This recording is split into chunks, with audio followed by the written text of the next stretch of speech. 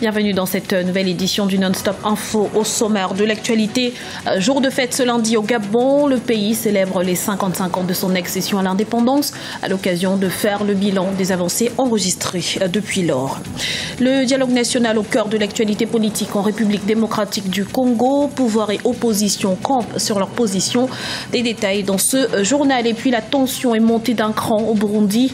En cause, l'assassinat ce samedi de l'ancien chef d'état-major Jean Biko Magou, figure de l'armée pendant la guerre civile. 17 août 1960, 17 août 2015, le Gabon, pays d'Afrique centrale, célèbre ce lundi le 55e anniversaire de son accession à la souveraineté internationale, à l'occasion de faire le point sur les avancées économiques, mais également sur le pari démocratique. Ibra Khadinjaï. Le Gabon célèbre ce 17 août la fête de son indépendance. Les autorités se fixent plusieurs objectifs et souhaitent notamment faire du Gabon un pays émergent à l'horizon 2025. Mis en place en août 2009, ce plan, décliné en plusieurs phases, veut renforcer les orientations stratégiques du gouvernement qui lui permettraient de répondre efficacement aux besoins de base des Gabonais et d'accélérer la croissance économique du pays. Les fondamentaux sont solides. Nous avons un taux de croissance qui tourne autour de 5%. Je crois que ce taux de croissance, beaucoup de pays nous enviraient. Donc je pense que les choses vont dans le bon sens. C'est vrai que nous avons connu un coup de grisou avec la baisse du prix du pétrole, oui. Mais nous avons pu tenir parce que nous avons des fondamentaux qui sont solides. Nous avons la diversification de l'économie qui va à bon train. Et donc le président de la République, chef de l'État, a pris des bonnes mesures qui vont dans le bon sens. Vous allez voir qu'il y a des investissements compte tenu du plan stratégique Gabon émergent. Il y a des investissements qui sont en cours. Donc cet argent n'a pas servi à rien. Il a servi à développer l'économie gabonaise. Je pense en matière de routes, en matière d'hôpitaux. Je crois qu'aujourd'hui le Gabon a fait vraiment de gros efforts. Toutefois, plusieurs réformes doivent être conduites pour permettre à l'économie d'accompagner l'ambitieux plan Gabon émergent. Mais sur le plan politique, la cohabitation entre la majorité présidentielle et l'opposition reste difficile. Je crois qu'il faut partir sur les bonnes bases. La restauration de l'Empire en France, qui a permis à Bonaparte de passer du statut du président de la République à celui d'empereur des Français, a inspiré l'Afrique, hélas. Elle s'inspire toujours des mauvais exemples, sur le fait qu'on pouvait passer d'une république à la monarchie. Eh bien, le Gabon n'a pas raté, et cela de nouveau, aujourd'hui, nous a valu qu'après 42 ans de règne, Ali Bongo puisse succéder à son père selon une procédure qui a totalement emprunté tout de l'hérédité. Le bras de fer entre la majorité et l'opposition gagnerait à s'assouplir pour l'intérêt général des Gabonais à quelques mois de la présidentielle prévue en 2016. En République démocratique du Congo, l'appel au dialogue du président Joseph Kabila continue d'alimenter les discussions au sein de la classe politique.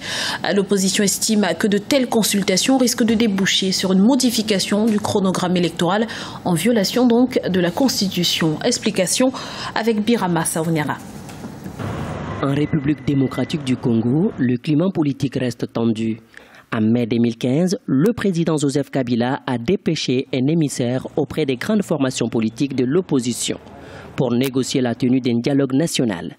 Une démarche que le pouvoir juge nécessaire vu la situation sociale et politique et les prochaines échéances électorales que le pays prépare. La majorité de l'opinion estime qu'il y a des questions qui doivent être débattues en dialogue, notamment des questions qui ne peuvent pas figurer dans une constitution. Le comportement de l'homme politique, l'acceptation du résultat électoral, le non-recours à la violence lorsqu'on a perdu une élection.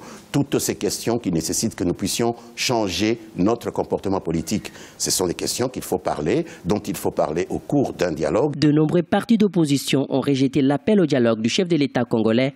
Ils jugent en effet que ce n'est pas avec le président Joseph Kabila qu'il faut discuter des échéances électorales, mais avec les institutions constitutionnelles mises en place à cet effet. Aujourd'hui, nous avons dit on n'a pas besoin de dialogue.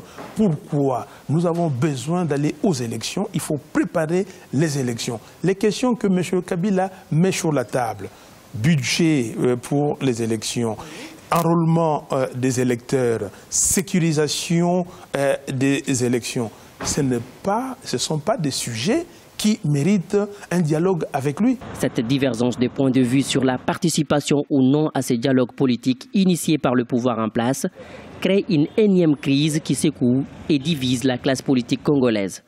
La République démocratique du Congo prépare d'importantes élections. Les plus proches sont les élections partielles des gouverneurs le 6 octobre 2015, les provinciales, municipales et locales le 25 octobre 2015.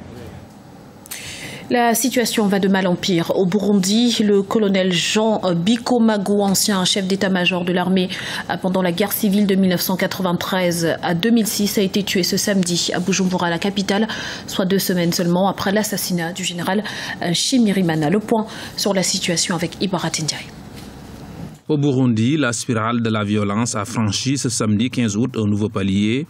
L'ancien chef d'état-major de l'armée burundaise, le colonel Jean Bikomagu, a été assassiné dans la capitale par des individus encore non identifiés. Les assaillants ont ouvert le feu sur sa voiture devant son domicile. Sa fille a été également gravement blessée. Le colonel Bikomagu était considéré comme un commanditaire de l'assassinat du président Dadaye, donc perçu surtout chez les Hutus. Aujourd'hui, il a été assassiné dans la suite, disons, de ce qui se passe au Burundi, notamment l'assassinat du général Adolphe Nshimirimana. C'est une sorte de vengeance des gens du pouvoir contre les militaires, les ex-FAB, comme on les appelle. C'est aussi, on peut dire que c'est le début d'un engrenage. On ne sait pas quand ça va s'arrêter, les assassinats des chefs militaires et des chefs politiques au Burundi. L'insécurité entre le sommet des Burundais depuis l'annonce faite par le président Pierre Nkurunziza de rempiler pour un 3e mandat et son élection en juillet 2015. L'armée est profondément divisée. Il est difficile de dire ce que font les autorités parce que les gens qui tuent, par exemple, qui tuent Bikomagu sont des gens en général proches du pouvoir. Et on sait bien que aussi les gens qui tuent les généraux du pouvoir sont les gens qui sont proches des milieux de l'opposition. On dirait que actuellement, le pouvoir ne fait rien, ni pour protéger les anciens militaires, ni pour protéger les gens de la société civile. Donc, c'est un attentisme à suivre. La situation du pays inquiète et on craint une escalade de la violence. Un rapport publié le 7 août 2015 dénonce la dégradation du respect des droits de l'homme au Burundi depuis le début de la crise sociopolitique en avril 2015. Dans l'actualité également, le Cameroun ne lésine pas sur les moyens. Dans sa lutte contre Boko Haram, le président Paul Biya a autorisé le déploiement d'un contingent de 2450 hommes au titre de la contribution du Cameroun à la force multinationale mixte qui doit compter au total 8700 hommes. La force dont l'état-major est basé à N'Djamena au Tchad sera dirigée, nous vous le rappelons, par le général nigérian Ilila Abba. Divisé en 2 nations, le Soudan est devenu une cible de choix que se disputent avidement les grandes puissances sous couvert d'amitié. C'est cela que le cinéaste autrichien Hubert Sauper a voulu mettre en lumière dans son dernier film « Nous venons en amis ». Voyez ce sujet de Birama Saounera. Intitulé « Nous venons en amis », ces films d'Hubert Sauper explorent les effets négatifs du néocolonialisme et de la mondialisation sur l'Afrique. Il a fallu sur longues années au cinéaste autrichien pour réaliser ce documentaire. Tourné en grande partie au Soudan du Sud, ces films de 2 heures relatent les chocs de civilisation et du colonialisme moderne en Afrique. Nous venons en amis véhicule un message sous-jacent. Nous venons en amis, mais nous avons un intérêt à vouloir être votre ami parce que nous voulons votre pétrole, nous voulons vos ressources et nous voulons faire du commerce.